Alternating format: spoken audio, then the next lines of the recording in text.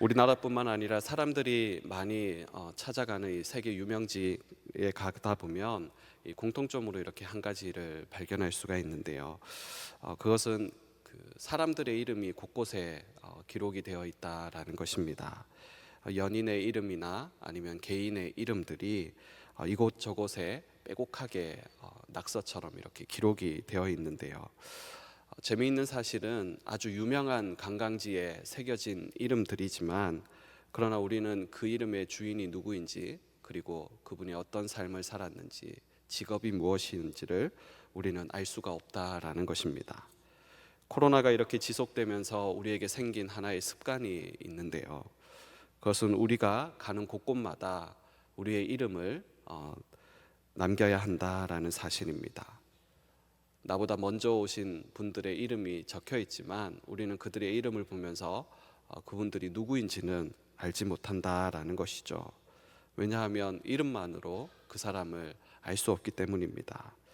오늘 본문에도 보면 족보의 이야기가 나오고 있는데요. 수많은 사람들의 이름들이 기록이 되어 있습니다.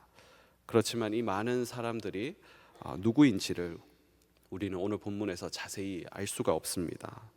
이름만 기록이 되어 있기 때문에 그런데요. 오늘 이러한 셈의 족보 이야기를 통해서 한 두 가지를 한번 살펴보려고 합니다.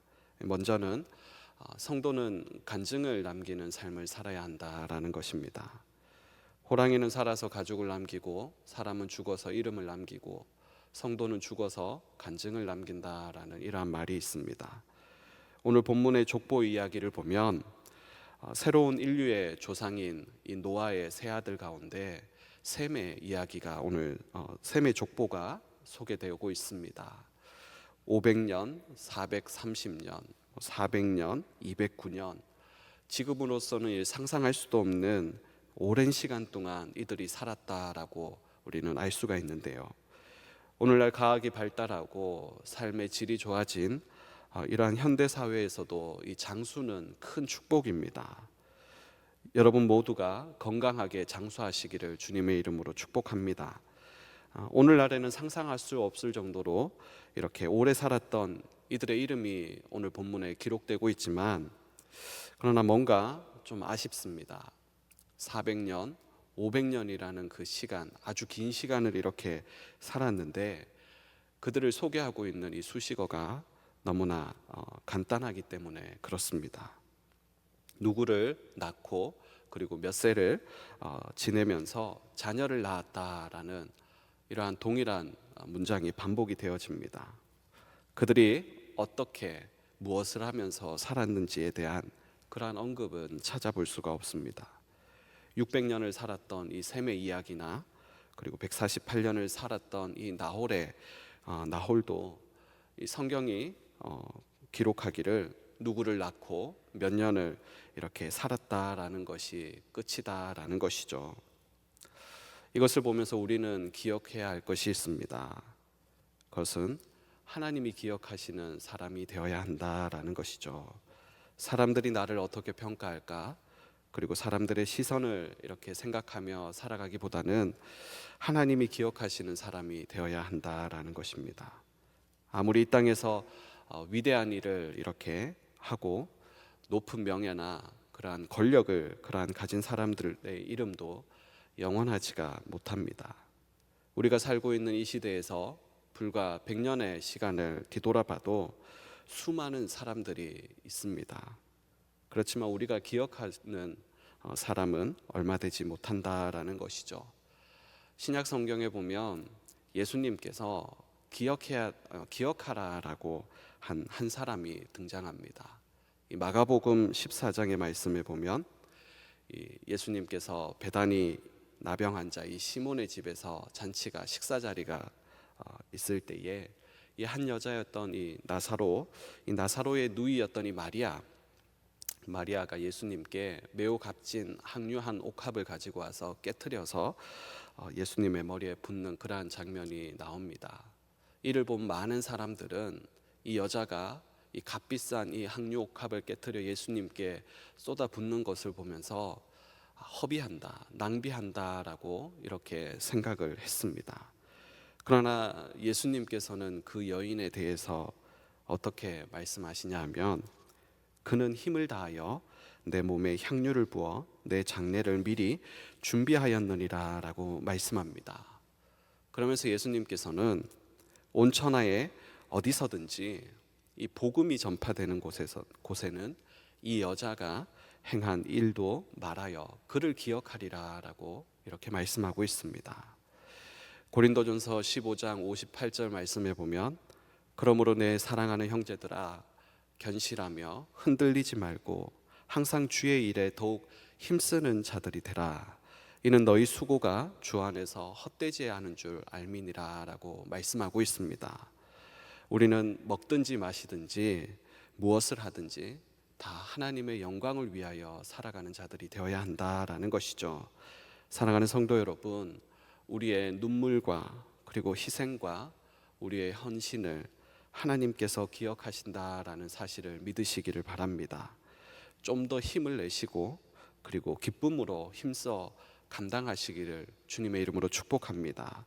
내가 너의 수고를 알고 있다라는 그 주님의 칭찬을 받는 간증의 주인공들 다 되시기를 주님의 이름으로 축복합니다. 두 번째는 역사는 하나님께서 주관하신다라는 사실입니다. 하나님이 인류 역사를 이끌어 가신다라는 것인데요, 이것이 우리에게 얼마나 큰 은혜가 되는지를 모릅니다. 죄로 인해 사람들이 써내려가는 그 인류의 역사가 어떠한지 우리는 창세기 11장 오늘 본문 바로 앞에 나오는 그 바벨탑의 사건을 통해서 우리는 그 결국이 어떠한지를 분명하게 알았습니다. 오늘 본문에도 이 새로운 인류의 조상이었던 이 노아의 세 아들 가운데 셈의 족보가, 셈의 역사가 이렇게 기록되어지고 있는데요, 그러나 그 역사의 마지막이 어떻습니까? 오늘 본문에 소개되어지고 있는 이 아브라함에 이르렀을 때에 그 역사가 어떠한지, 그 모습이 어떠한지 우리는 오늘 본문 30절에서 알 수 있는데요, 오늘 본문 30절에 보면 사레는 임신하지 못함으로 자식이 없었더라라는 말씀이 있습니다.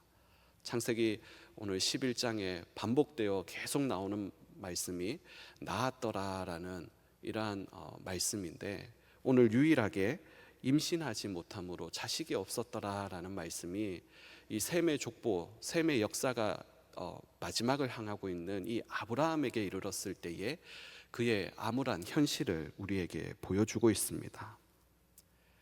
아브라함의 이 부부의 현실이 어떠했는지, 아버지를 따라 이 고향을 떠나서 이 하란이라는 곳에 새로 이렇게 정착을 했지만 그곳에서 아버지도 죽고 그리고 아브라함 부부에게는 자식이 없었습니다. 뿐만 아니라 이 조카 롯마저 이렇게 책임져야 되는 그러한 상황이었죠. 이것이 인간 역사의 현실이다라는 것입니다.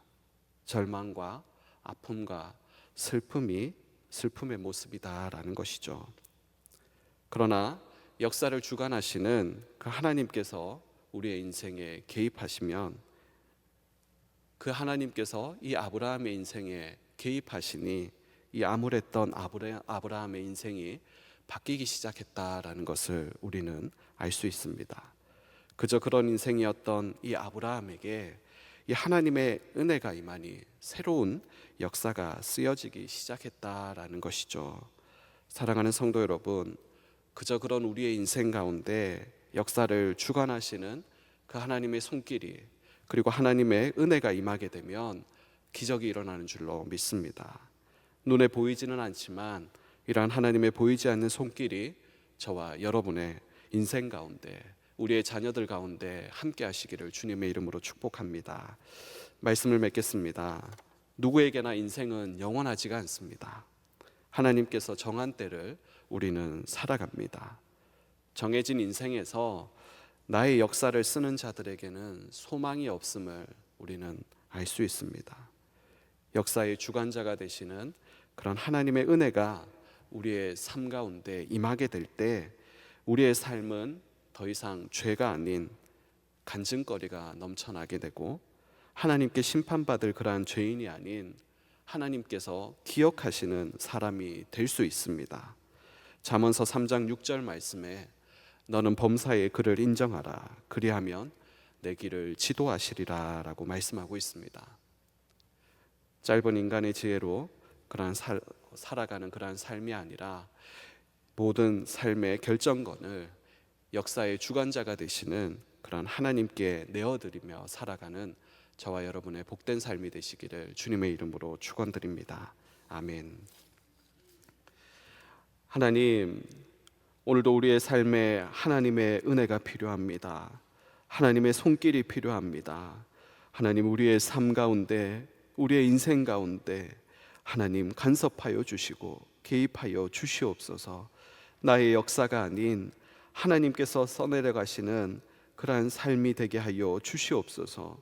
오늘 하루도 하나님의 말씀에 순종하며 하나님 기도하며 하나님의 뜻을 알아가게 하여 주시옵소서.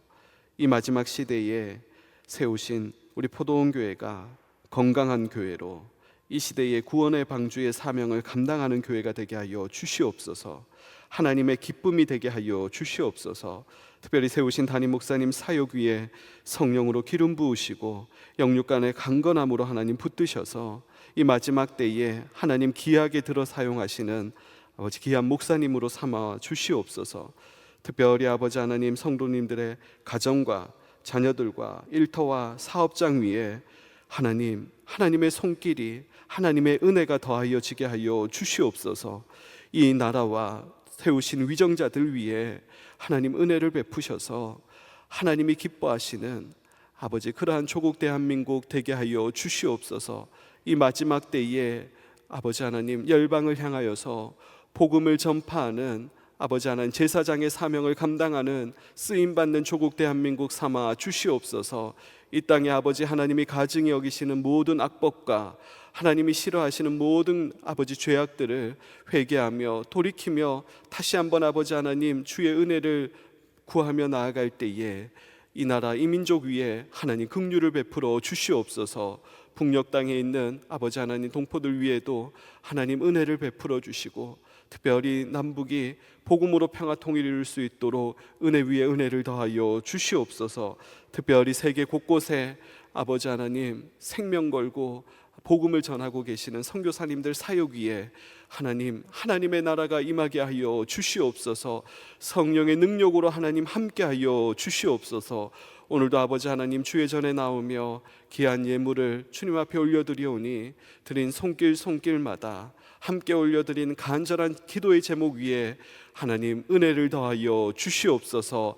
함께하여 주시기를 간절히 소망할 때에 역사의 주관자가 되시며 우리의 삶의 인생의 주인이 되시는 예수님의 이름으로 기도드리옵나이다. 아멘.